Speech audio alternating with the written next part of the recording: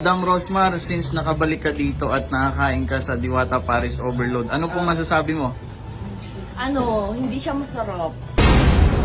Madam Rosmar, since nakabalik ka dito at nakakain ka sa Diwata Paris Overload, ano pong masasabi mo? Hindi siya masarap. Sobrang sarap!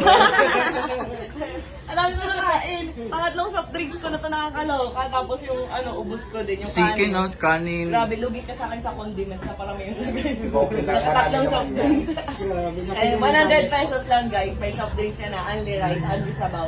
At ang dami ng karne, kaya go. Magkakaroon na rin siya ng branch sa Quezon City, kaya punta kayo.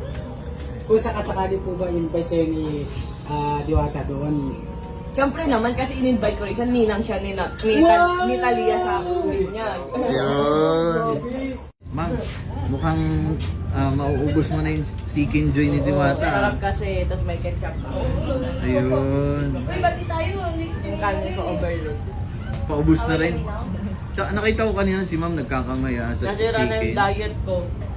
Ganun pala, napakasimple lang pala ng buhay ni ma'am. Kasi nababasa kasi namin sa social media ma'am. Kasi di ba kahit papano talagang milyonarya.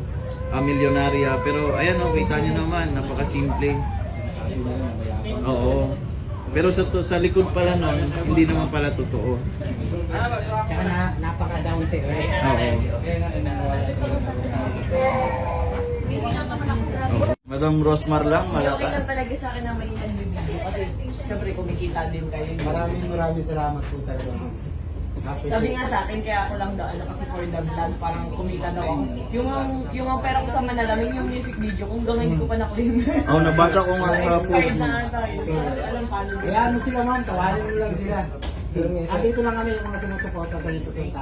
Rosmar lang, malakas. Kasi meron namang walang followers, pero ang daming views, nakakatawa. At yung mga staff ko, tinuturuan ko din. Kaya ano ma'am, nangunubak kaya ya? Nanggagatas daw. Oo. Hindi ba yung gatas? Meron kaming upload eh. Bago kami upload.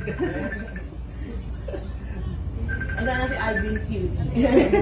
Oh, yung nasa libre. Ito yung sobrang manggagatas. Number one Ito na, lumaki na eh. Number one. Batang Alaska to eh. Lumaki na si Alvin Cutie. Bash na bash ka, no? Oo. Pero hinayaan ko na lang. Yan mo lalo kang busy, at lalo kang mag-trade.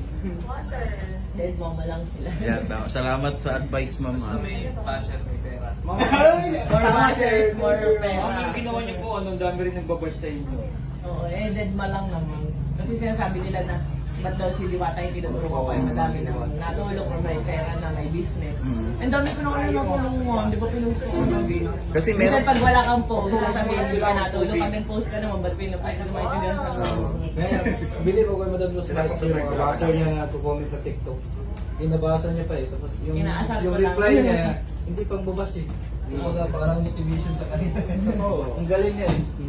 Kasi hindi ako nang babash kasi hindi ko sila nilalait o ano, parang ano lang ba, binabalik ko lang sa kanila yung sinabi.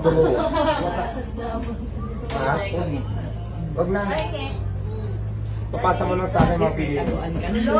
Kurik, ang ganda nga. Yan na yung overload natin. Ba't naman ako paano yung sabaw? Sabi mo may upuan ka na nasa upuan mo. Iyan, upuan mo. Ito yung mga nag-vlog.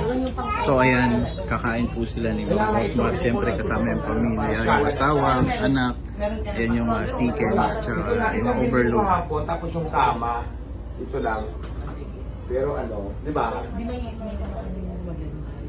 Oo nga eh. Yung itim yung maganda. Yes. Parang akong shala. Sobrang dami naman kasi ang nilagay nyo. Dapat yung normal lang na-serve.